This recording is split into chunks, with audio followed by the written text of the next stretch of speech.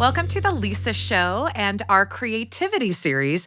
I'm really excited to dive into another artist that we're speaking to about creativity, how we can incorporate it more into our lives, and the different ways that we can approach it with habits to make it a better life for us. And today I'm excited to have friend of the Lisa Show, Carrie Ann Rhodes here. Thanks for your time. It's always my pleasure. This is Please introduce yourself for those who may not know you and explain a little bit about your professional creative endeavors. my oeuvre. Yes, please. I'm Carrie Ann Rhodes, and these days I would call myself an artist, although it has taken me maybe a while to get to that name. Okay, that's interesting. We'll get to that later. Well, we can get to that. I started off as an art major, ended up graduating with a Bachelor of Fine Arts in interior design. And I was an interior designer for years, and my specialty was retail, designing retail stores. And then I moved into teaching interior design classes, and I have loved that. And I did that for about 10 years. And now I'm in a phase where I'm lucky enough I can choose to be home with my young children who, I really want to be around for this phase. And so I'm working on the artist side of me, of developing craft that I already like, and then also learning how to do new things. This has been a good time of life for me. So I like that. I have met you several years ago, and I'm always continually fascinated and inspired by the creative things that you just dive into. For example, I know that you have a standing date at a pottery ceramics studio, and that you're doing that.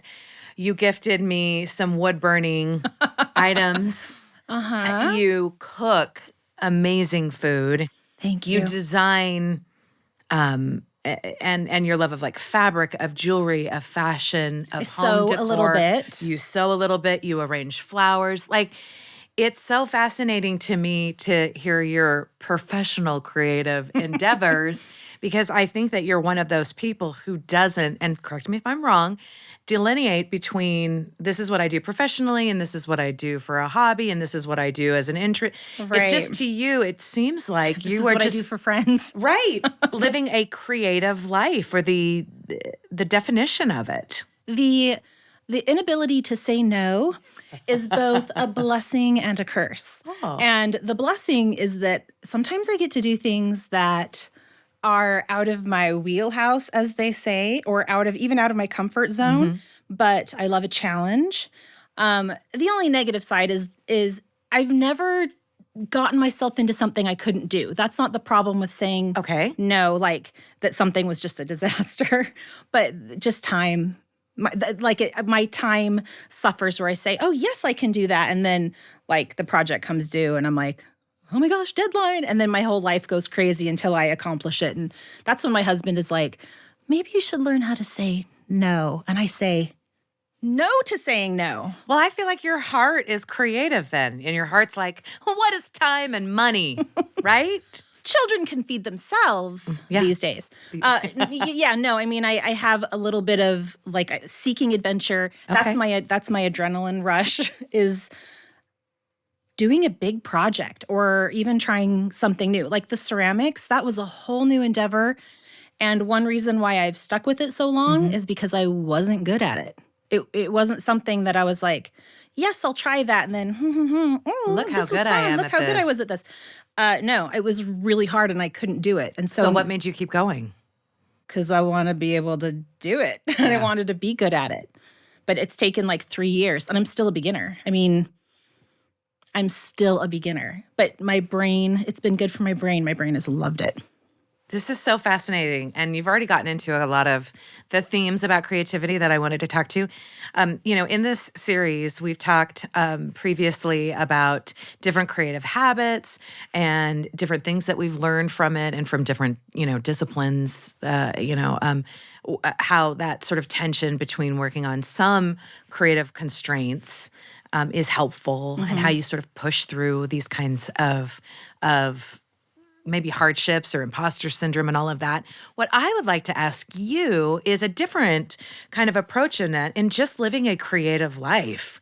So talk to me about how maybe your expression, the desire, it seems like, has always been there. How has your expression of creativity changed over your life? I always felt like it was really pretentious to call yourself an artist. If I had this like imaginary criteria of what that would entail, like you have to sell stuff to be an artist, or you have to be like somewhat well known Maybe to have be a an black artist. beret. Wear chunky jewelry, Right. and so while I wanted to be an artist growing up, like I had to have my degree. I had to have my 10,000 hours in that one thing. And that's kind of one reason why even still, I'd rather call myself a designer than an artist, because people put a lot of label on something that's an artist, where I feel like calling myself a designer, it really does open up like beyond the fine arts, right? Beyond like painting or charcoals. Like I've done product design, and that doesn't like fit into the fine art category. But that's something I just need to let go of, because an artist can be an artist without selling anything. You can make art for yourself. You can call yourself an artist for, all sorts of things. There is no criteria. There is no degree that then you get to say artist behind your name. And so I've struggled with that in my life, of allowing myself to be creative, but I don't know how to label it either. So how did you push through that? Or when did you come to that realization? It was thanks to TikTok. For real? For reals. About 3 years ago, when the world, went on TikTok to alleviate the boredom of a pandemic. I began to follow this artist, and she was a ceramicist, and she makes like indescribably beautiful teapots and teacups, and they're like totally fantasy, and they're mushrooms and they're flowers, and they're things that I would if I could afford her piece, I would expect to pay thousands and thousands of dollars for them. Like they are that beautiful and just kind of precious. And she made a whole TikTok about how she in her past has felt pressure to sell her art. And people are always asking, where can I buy it? Do you have an Etsy shop? Do you show in a gallery? Like all these things that you would kind of expect of an artist. And she said, I make this for myself, and I make this for my friends. And I was so blown away that she had the opportunity to like make a living doing this. But she totally chose, like, this is what I do for fun. And I was blown away. But it really changed my idea of art and what I create, because I like the hustle, and I like to be busy, and I like to work, and I like to make money. And so I'm always trying to monetize my art. And that was so relieving to hear from someone who, I looked at their stuff and just thought, this is amazing that person didn't feel pressure to monetize it or to sell it. And I was like, oh, we can just make beautiful things just for the sake of it feels good to make something beautiful. Exactly. So now when you create, how aware of your thoughts for what purpose each creative act serves are you, like during the day? On a daily basis, it's difficult. I mean, this is a whole subject too. It's I have to really give myself permission, because I'm not making a living at this. And so it's not a priority to really set aside time. Like if I had a goal to show in a gallery or to sell in some sort of, fair or whatever, like I would have a timeline. I'd have to like really treat it like a business. I think it's the hardest when you're just doing it for your own pleasure or your own sanity. In my case, that I'm really bad at setting aside the time to just go sit down and create something, because I have all the mundane tasks hanging over my head. And I don't think that you're alone in that. And I'm wondering if we can solve that problem today. Right now, here. Yeah, please why not? do. Like, please solve this. Well, there is this idea that you have something in you that only you can express. And if you don't, then it would never happen. And I get sad. If I go oh my goodness, if I go like days just feeling overwhelmed by my domestic tasks that we share in the house, and I'm not doing something creative, then yeah, I start to get like panicky and depressed. And so the people I live with are actually very accommodating, and they're very kind about my need to just sometimes, okay, there's a huge pile of laundry sitting over there that I started to fold, but I migrated over to my little art corner, and there I am sitting, doing something, making something, even repairing something is sometimes enough of a creative thing to just kind of, okay, now I've accomplished something. I've made something in the world. I can now finish. I admire that ability just to do that. I am one of those that sets arbitrary rules in my head about when and how I can create. Once everything is clean and orderly so that my mind is free, then I can sit down. You can sit. And do the sometimes creative. it can and be a sometimes carrot. that works, but it doesn't always. It can sometimes be that carrot. Yeah. That you say, okay, if I get this done, then I'm going to spend the rest of the afternoon working on this. And I try to let it be a treat, because then my mind and my soul, I feel like I've treated myself, and I've gotten something done. But my ability, my executive function is not great. And so, as probably a lot of labeled creative peoples are, we like to move from one thing, keep the serotonin boosts coming, and creativity does that. And so sometimes it's maybe why it's hard to finish things or finish the boring things before you get to the fun stuff. Sort of part of the process. Right. Which leads me to my next question. How do you define creativity? Everyone defines it differently.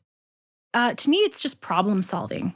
100%. Like on my resume at the top, basically say problem solver. And because I've also been labeled creative, and I actually talk to my students about this really, really directly. You are in this major, a design major. You are now going to be labeled as a creative person. This is what I've experienced, in that. So being a creative person, say even in a corporate setting, I get pulled into a lot of meetings or a lot of projects that are not listed on my resume because they want what, I'm using air quotes here, like a creative point of view or out of the box thinking. Like that's kind of what's expected of a creative person. And number one, that's really fun because I get to, I have my fingers in a lot of interesting pies. But number two, it's valuable to people who think that they're not creative.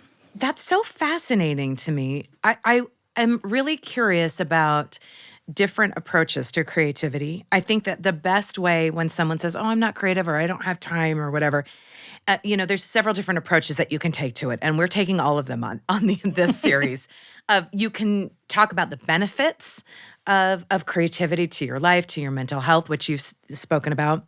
You can also talk about your different approaches to it, like maybe rethinking it in a different way and making, defining it in a different way. That kind of sparks new ideas. And then I think that the third way that you can really introduce it is by just making it part of your habits, making it part of your daily life. And I see that in you in practice. And one thing that I have felt, in all the things that I've done, whether it's improvisation or acting or writing or painting or designing, all the different creative things that I love to do, I really feel like creating like a home environment and sort of a family culture, like in my mothering, is probably the most creative thing that I've ever done because it has not only has it incorporated all of those creative pursuits that I just named, but just more like higher level thinking and imagination with all these like little creative beings that you're trying to bring together. And true problem solving. I'm wondering what your experience is in your home environment, in your family culture, in becoming a mother, once you've really had an established creative career. How that affected it all? I think for my whole life, for me, creativity meant maybe a little bit of like rule bending or what I said earlier, that thinking outside the box kind of cliche, where for a lot of people, creativity equals chaos. Sure. where it just means, color and, excitement and whatever.